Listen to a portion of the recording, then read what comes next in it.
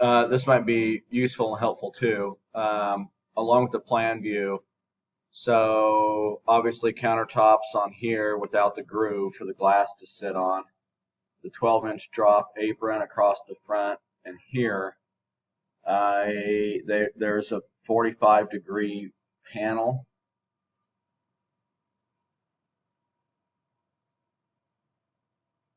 right here. Come on, computer.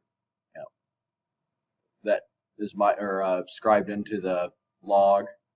So I am assuming maybe that 12-inch apron would also follow that angle here. Web frame in here. This should, let's see here. I believe, I'm trying to think if this protrudes out. It might, because I think we put a little panel here. So that web frame might have a jog here. Because once you guys set the countertop in here, we're putting tack board on the inside.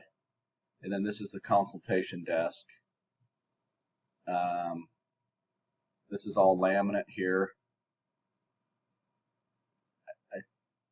You've got stone on this. This is laminate.